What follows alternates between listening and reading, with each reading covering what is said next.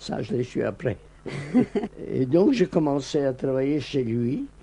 Et là aussi, j'ai eu des obstacles religieux de l'ordre spécial.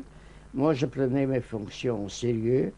Il y avait des gens qui demandaient des conseils, qui voulaient une subvention. Il y avait le courrier. Je voulais faire cela. Pas si simple, parce que la première matinale exige un quorum de 10 juifs. Alors je devais d'abord faire le 10e. Il y en avait toujours 9. Apparemment. Enfin, c'était à portée de main. Donc je passais comme ça. Mais c'était, en un sens pour moi, c'était de l'anthropologie. J'ai vécu en plein milieu hassidique et ça ne manquait pas d'intérêt au fond. Et ce rabbin était donc hassidique, un peu en dehors du coup, et vous êtes resté avec lui pendant toute la période de la guerre? Non, ça a duré une année. On a fini par se brouiller pour la raison suivante. Goebbels avait publié dans l'hebdomadaire Das Reich un article disant qu'on ne veut aucun mal aux Juifs, on veut une séparation nette. Alors mon rabbin avait exactement les mêmes vues en tant que rabbin, une séparation nette. Il a voulu que je lui écrive à Goebbels une lettre disant que nous sommes tout à fait d'accord, ce que j'ai catégoriquement refusé. Et là, vous êtes brouillé. Il ne comprenait pas que vous refusiez? Non, pas définitivement. Et précisément, à travers toutes mes pérégrinations, il continuait à me verser une rente. Puisqu'au fond, mes misères, c'était parce que fausse carte de pain, ceci, cela. Comprenez? Là, elle était recto. Voilà, donc ce rabbin, Schneerson Poliakov, l'avait connu en 1939 au moment de l'enterrement de son père. Il avait présidé à la cérémonie et donc il le retrouve, comme on l'a entendu, à Marseille. Et ce rabbin était assez fou. Enfin, il y a toute une série de circonstances rocambolesques où Léon Poliakov va le retrouver à plusieurs reprises parce que sous l'occupation, et donc comme vous le savez, il était dans le Midi, il a été entre Grenoble, Nice, Saint-Étienne. Il a fait beaucoup d'allers-retours et à plusieurs occasions, il a retrouvé ce rabbin. Il a essayé de le sauver à plusieurs reprises et le rabbin ne voulait absolument pas se laisser sortir de ce qu'il était. Donc par exemple, pour le Nouvel An, il voulait qu'on sonne le corps et ils étaient cachés dans une maison, je crois que c'était à Grenoble ou à Saint-Étienne, et ils ont attendu que le train passe pour pouvoir sonner le corps sans être entendu. Enfin, toute une série de circonstances. Le rabbin ne voulait pas quitter ses papillotes, il ne voulait pas se réfugier dans un couvent en déclarant « Depuis Torquemada, les couvents ne nous ont que trop coûté ». Donc, Léon Poliakov est très modeste par rapport à cette période et je sais que sous l'occupation, il a quand même eu... Enfin, il a à la fois été juif planqué, comme il dit, juif planqueur. Il a fait plein de tampons, de fausses cartes d'identité. Enfin, il s'en est sorti, toujours avec beaucoup d'humour. Mais Poliakov lui-même, dans ses mémoires publiés en 1981, dit qu'il n'a pas choisi... L'Auberge des musiciens. L'Auberge des musiciens, il faut absolument qui est un très beau tout de livre. Suite que c'est un oui. Je t'entendais dire, oui. Serge, que c'était d'autres livres. Moi, c'est ce livre-là que je préfère probablement de lui. L'Auberge des musiciens. Ce sont ses mémoires. Voilà, ce sont ses mémoires en 1980. Où on y retrouve ce personnage là... ubuesque que vous, avec ses histoires avec le rabbin, Schneerson, improbable, Schneerson, oui. et ce personnage un peu en l'air, un peu acrobatique, un peu aérien, une sorte de Ariel, j'allais dire, de l'histoire. Comme un personnage de Chagall, je trouve. Voilà, exactement. Je pense que cet aspect aérien, un peu ironique de Léon, cachait quand même un être très blessé. Et Léon est quelqu'un qui, d'abord, s'est fait travailler sur ce sujet. Pour lui, c'était une souffrance. Enfin, il faut quand même Quoi le qu'il dire. dise dans l'Auberge des musiciens qu'il se met à distance. Enfin, non, mais je ne crois pas. Ouais. C'est une manière de se protéger. C'est une manière de se protéger. C'était quelqu'un de profondément blessé, peut-être triste. Oui, c'est ce qui se voyait, je trouve, dans son sourire qui se terminait toujours en tristesse. Je voudrais vous poser une question. Est-ce qu'on n'est pas blessé tous les quatre autour de la table? Est-ce qu'on n'est pas triste au fond? Il était pas plus que nous, il riait beaucoup. Non. Mais il travaillait sur le sujet qui le... Par définition, qui le faisait souffrir. Il n'avait pas de distance par rapport à son objet d'étude. À son thème de travail. Léon n'a jamais été, il le dit d'ailleurs avec beaucoup de... C'est un marginal.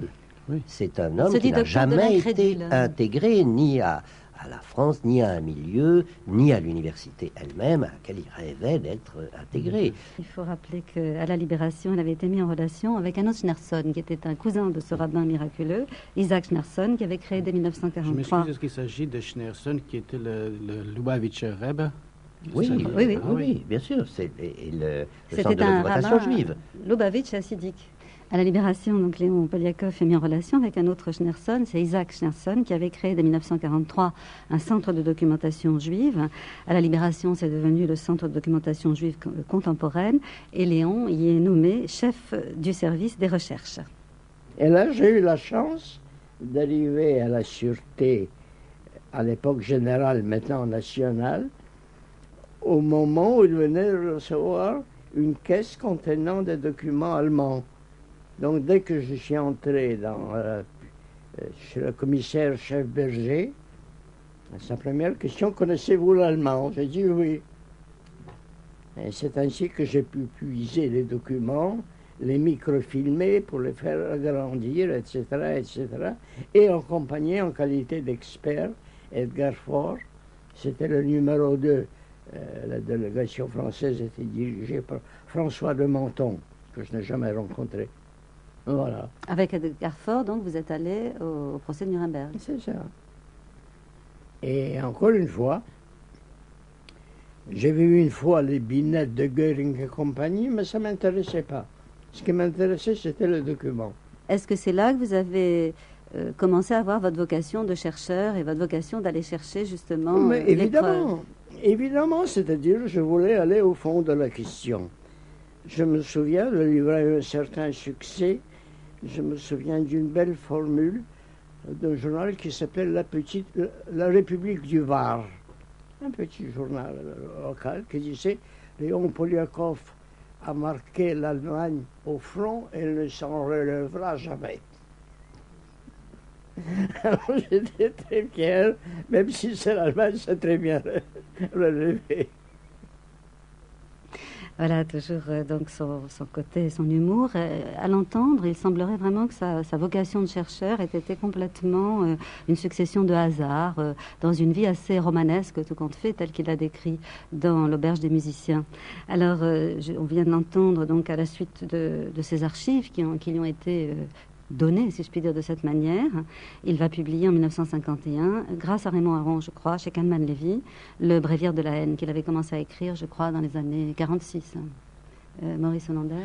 Oui, puisqu'on rappelle tous à la fois l'importance de l'œuvre de Léon Poliakov et le fait qu'il soit devenu historien vraiment par l'histoire, je dirais, mais lui-même, en effet, dans ce beau livre, L'Auberge des musiciens, ses mémoires, publiés en 1981, il dit qu'au fond, ce qu'il voulait, c'est lui-même qui formule les choses comme ça, c'est comprendre le secret des bourreaux. Il voulait comprendre ce qui avait pu déterminer les maîtres du Troisième Reich. Et parlait à la première personne du singulier en disant c'était regarder du côté des bourreaux. De me tuer, c'est Léon qui parle, pourquoi ont-ils voulu me tuer comme tant d'autres millions d'êtres humains, il faudrait ajouter juifs ou tziganes, avec cette formule particulière, nous tuer simplement pour la raison qu'on était né dans un lit et pas dans un autre. C'est cette question-là que lui-même, alors, met au principe de toute sa recherche. Et c'est vrai, Pierre Nora l'a rappelé, c'est très tard qu'il rentre finalement au CNRS. C'était un des derniers freelance de l'université française, peut-on dire.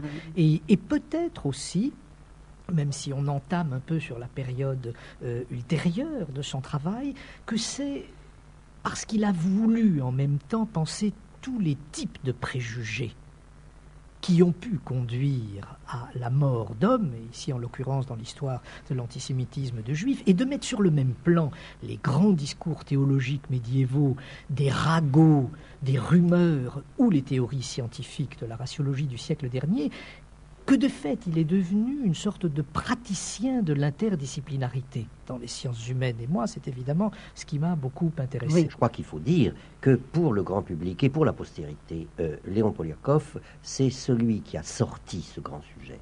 qui a écrit avec le Bréviaire de la haine la première grande étude française sur la politique d'extermination nazie.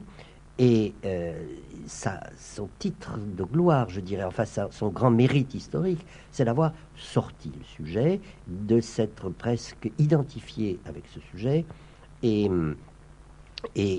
d'être resté en France le grand spécialiste de ce sujet-là. Ce regard du côté des bourreaux, essayer de comprendre, effectivement, comme vous disiez, Maurice Hollander, pourquoi on voulait me tuer, c'est quand même sa première grande réponse. Alors justement, à propos de pourquoi voulait-on me tuer, il ajoutait c'était quasiment une affaire personnelle. Et après, donc, étant déjà plongé là-dedans, j'ai voulu savoir comment c'en est arrivé, d'où l'histoire de l'antisémitisme, sur laquelle j'ai travaillé une quinzaine d'années. Et c'est un Allemand, porteur d'un prénom terriblement nazi, ce qui suggère que son père était un nazi, Gunnar, c'est nordique au possible, vous comprenez, Gunnar Heinsohn, qui a le mieux interprété les raisons pour lesquelles Hitler voulait supprimer les Juifs. Et ça peut se résumer en quelques mots, mais il fallait y penser, à savoir que le Juif était le peuple des 10 commandements. Il voulait créer une race nouvelle, impitoyable, et foulant en pied tous les commandements. Et les Juifs en étaient en quelque sorte les témoins vivants. Donc il lui importait de supprimer les témoins. Je crois que c'est la meilleure explication possible. Alors que si les Juifs avaient pu survivre, je crois que vous le dites quelque part, c'est d'une certaine manière grâce à Saint Augustin. Ah là, il faut remonter loin en arrière. Là, j'ai envie de vous montrer la source de Saint Augustin. Pour ça, il faut que je prenne une Bible. C'est assez curieux. C'est un long psaume, mais il n'y a que 2 lignes qui comptent. Ne les tue pas. Les, ce sont les Juifs. C'est donc dans la Bible. Hein. Ne les tue pas de peur que mon peuple ne l'oublie. Fais-les errer par tes puissances et précipite-les. Oui, donc Saint-Augustin qui dit ne tue pas les Juifs. C'est ça, mais abaisse-les. Abaisse-les. Voilà. Et toute la doctrine de la tolérance des Juifs, moyennant un tas de mesures désagréables, repose sur ces 2 lignes. Oui. Voilà, donc plus tard, Léon Poliakov va dire qu'en fait, tant qu'il n'y avait que l'antijudaïsme, disons catholique, ça pouvait à la rigueur être supportable malgré quelques inconvénients. Mais il dit qu'avec le siècle des Lumières, les choses se sont accentuées puisqu'est entrée en ligne de compte la science. Qu'est-ce que vous en pensez, Maurice Hollander? C'est-à-dire qu'on vient parler de science en disant qu'il y a plus ou moins des races inférieures. C'est ce qui va se développer au XIXe siècle. C'est extrêmement compliqué parce que déjà dans l'environnement d'Hitler et donc des maîtres du Troisième Reich, les savants, les spécialistes, parce qu'ils étaient nombreux, qui l'entouraient, savaient bien que la notion de race n'existait pas. Ça avait été clairement établi à la fin du siècle dernier, dès les années 1880.